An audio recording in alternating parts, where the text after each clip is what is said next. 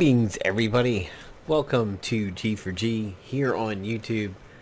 Today we're talking about the World of Warcraft vanilla server that Blizzard is going to be producing sometime in the future. Here currently I'm in the BFA beta, and right over to my right is the mage trainer who begins the siege scenario that is essentially the beginning of the next expansion pack. But rather than go forward in time, we're going to go backwards in time, since it has been released that patch 1.12, the Drums of War patch, is going to be the one that the vanilla server is going to be on when it releases. So this is interesting because if we come down all the way to the bottom over here, you'll see that patch 1.12 is actually the very last big patch of World of Warcraft. So this was very, very near the end of vanilla. And speaking as a person who goes back to the beta of World of Warcraft, this is going to be quite interesting. So the patch before, or the major patch before it, gave us Naxxramas, which the reason why it came back in Wrath of the Lich King is because Blizzard realized that not a lot of people got to go into Naxxramas, and they felt it was a well-designed raid, but unfortunately, not a lot of people got in there. So they were like, hey, Wrath of the Lich King, let's move the raid and, let's bring it to a position where pretty much everybody's going to get to it. It sort of became the Karazhan of Wrath of the Lich King. So what do we know about patch 1.12? What can we expect if a vanilla server goes live tomorrow? Well, one of the big things that I haven't found out which patch it was that started is that at this stage of the game, unfortunately, Horde and Alliance gear was dropping for each other whenever you did raids. So if you went into Molten Core and you killed the first boss in there and you were Horde, you might actually get plate gear. And as you know, Horde and Alliance didn't start swapping their classes until TBC, in which Shaman showed up on the Alliance side and Paladins showed up on the Horde side. So Paladins went over to the new race of Blood Elves, and Shaman went over to, of course, the Alliance Squid People. So what are we looking at for patch 1.12? Well, the gear thing is actually kind of big. I do remember, so a little bit of history of the guild that I've been in since vanilla. We probably began to do our best work at Wrath of the Lich King and have been good since vanilla and TBC. We were not raiding at the high levels that we do now. So in vanilla, we had Onyxia, we had Molten Core, we walked in the front door of BWL, didn't do much else. We walked in the front door of AQ40 and didn't do much else. But we also cleared AQ20, ZG, took on several of the world bosses. I personally was in at least one Nightmare Dragon kill, and was on a few Azure Ghost kills, was never on a Doomlord Kha'Zix kill, unfortunately. Maybe one, but I don't remember if it was actually in vanilla. I think it was in TBC, helping a friendly guild, one of their members, complete a Tish. So, my guild is not then what we're at now. So I definitely remember being in Molten Core, just kind of mostly alts at that point in time, helping run alts through there and everything like that, and seeing Pally gear drop. And, of course, that takes away a loot table item from people. If a boss is only going to drop for a 25-man raid, if it's only going to drop 6 pieces of gear and one of them is Pally shoulders, well, then there's somebody who probably lost out. So back then, especially with AQ20 and other similar instances, even not raids but dungeons, some ability ranks came from books. So at the time over here of 1.12, you'll see that Ferocious Bite rank 5 drops off of the Beast in Blackrock Spire. So, as an aside, real quick, before I get into what we're going to look at for 1.12, I just want to say that my personal stance on vanilla servers is kind of sort of a take on what Blizzard used to say when Blizzard was like, you think you want it, but you don't want it. I'm not going to be that harsh. If people want it, fine. They're entitled to want it, and it's cool to see Blizzard catering to that community. But what people forget when you take games like WildStar into account and everything is that we have kind of become a more ADD MMO generation than we did back then. In vanilla, because this was a first MMO for a lot of people other than maybe like AQ and Asheron's Call and Days of Camelot and everything like that, and even potentially Ultima Online, things were more brutal back then because that was what we dealt with. By the time we got into Wrath of the Lich King and the term Wrath Baby started because the game had been dumbed down, people have largely followed on with that. So you go back and you play WildStar, which was supposed to be original WoW devs doing a game. They were going to bring back some of the more hardcore nature of it. Everybody had a problem with it, and people planned out, like in WildStar, to get max gear. It was going to take 11 months. That's ridiculous, and I think in, any game player 2010 past, 2010 to the future, and today, is just not going to want to do that anymore. So my stance on a vanilla server is it's going to be a vacation home. It's a nice place to visit, but I don't want to live there. And the stuff that I want to visit through the eyes of a 60. That's kind of the deal, to try and relive the Rockdalar quest all over again, or maybe do a priest to see if I could do benediction, which I never did. Go take a look at those late game class quests that we got in vanilla, where you could pick one of 3 items. Like warlocks could pick the trinket that summoned a Voidwalker for free once every half hour or something like that. I would love to see the hunter choices again, do that hunter quest, do some of the legendaries back then, like try to get Thunder Fury and shit like that. But to level from 1 to 60 is a slog, and it's a slow slog because you're walking until you're 40 unless you're a druid or a shaman.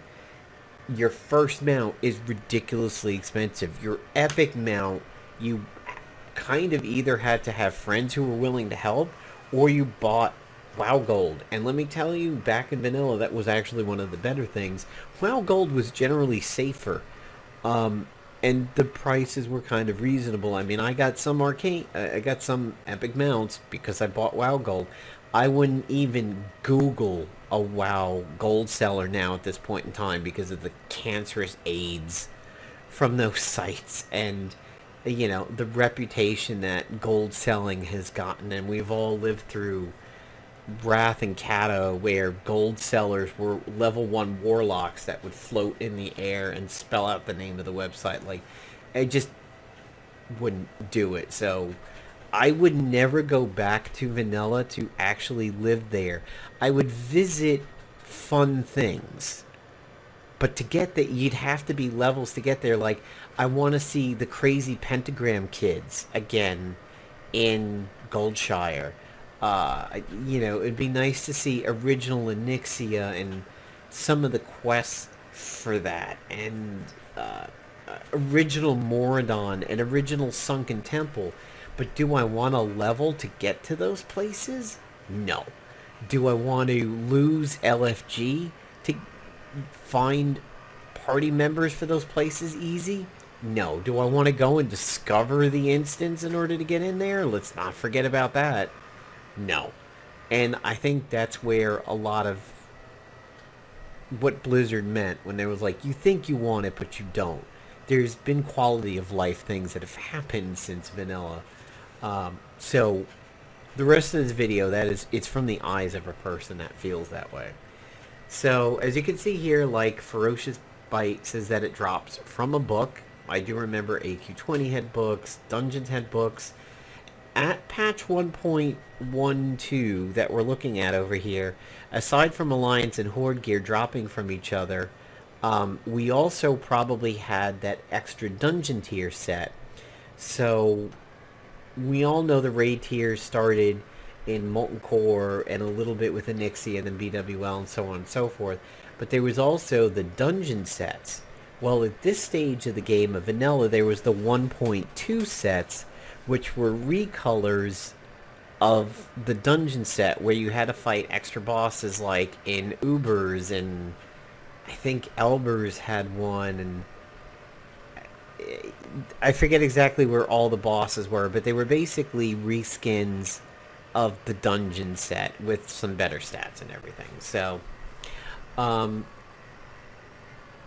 also with hunters at this time, we probably had some of the bugged pets that were available. You could probably still tame a spirit ghost wolf out in Dustwallow.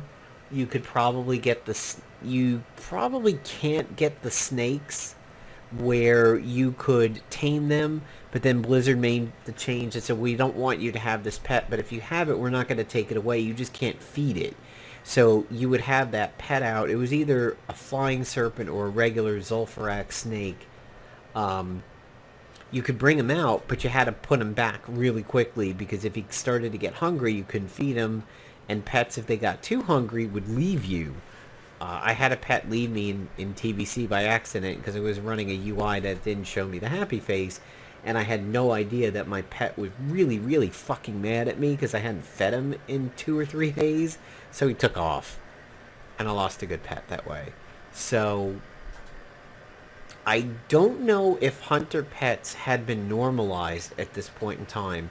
Hunter pets in vanilla had certain unique or named mobs had special resistances and abilities, like Snarler in Feralis came with 100 resistance across the board. Not 100%, but 100 stats of resistances to nature and frost and fire.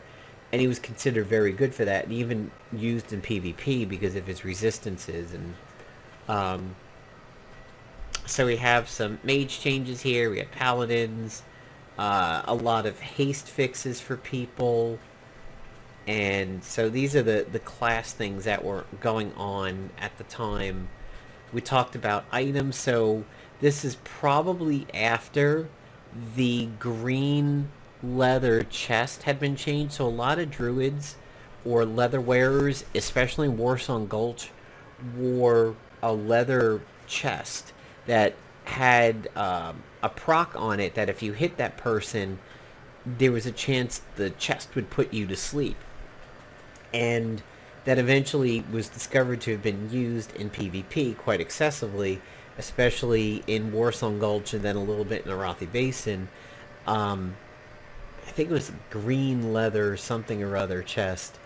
It eventually got changed that it had reduced effects on people higher level than you and everything. So that change has probably already happened by this patch. The 100 troll event in Zul'Farrak has probably been knocked down a little bit at this point.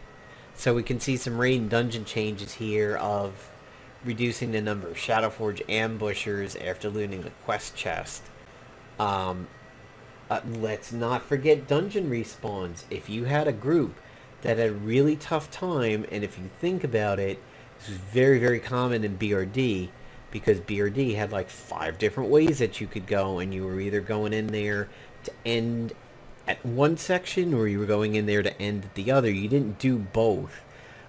You could face repops in dungeons. I mean, what MMO player of WoW now has had to deal with respawns in dungeons or raids? That existed back then. That's another quality of life thing. that we had to deal with. And if you took too long in a dungeon because you were wipey, hey, guess what? You were dealing with respawns. Moradon was a three-part dungeon that was all together. You had the purple side, you had the orange side, and then they all dumped into the waterfall side. And Sunken Temple, of course, had the basement at that time where you had to touch the statues in certain orders. We've got some V key usage over here where you could toggle between not just showing enemies but also friendlies. Floating combat text made its appearance. There was buffs were being lost on zoning because there was a bug in 1.12, and they said it'll be fixed later on, so you could have a buff and go into a different zone and you could lose it. So that's actually a really, really big problem at the time. So Blizzard's come out recently and said, okay, we cobbled together 1.12 and we're going to put it out there and that's going to be our vanilla.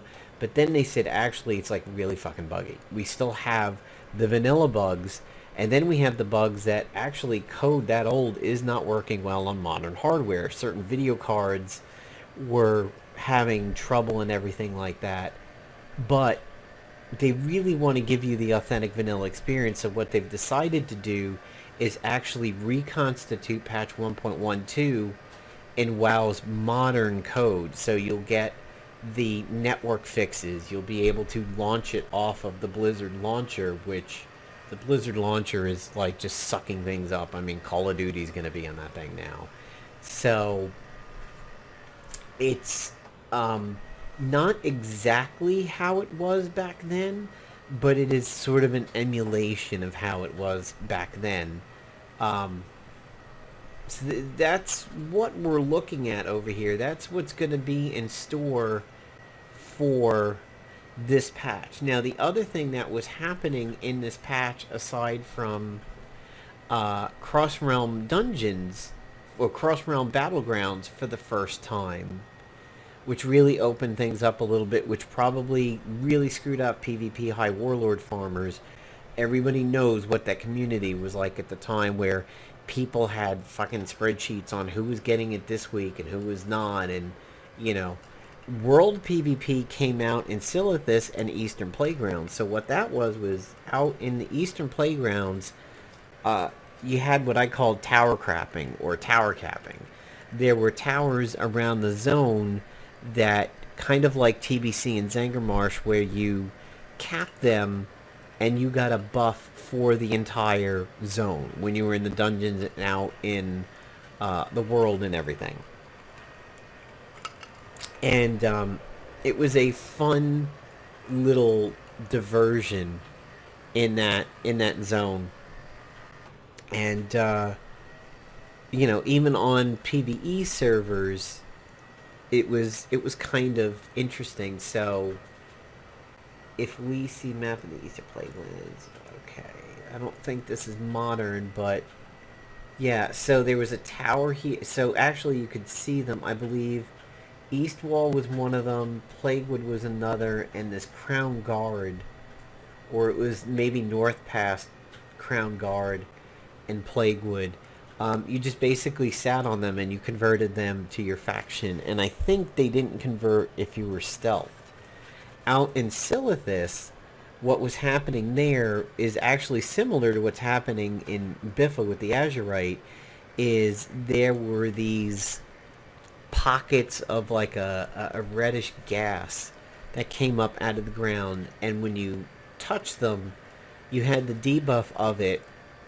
And okay, patch one, Silithus. That's what it was. So you got Silithus on you, and you had to bring it back to your camp. And you were flagged when it was happening, and you were super slow. So the Horde camp was, I believe, here near the bones of Gracaron, maybe by this big crystal, and the Alliance camp was kind of toward Hive Zora over here, I believe. And if you got to, I think it was 200, your faction got a buff when you were doing the raids in the zone. And it was not uncommon for people to raid either one of the AQs and actually participate in that world PvP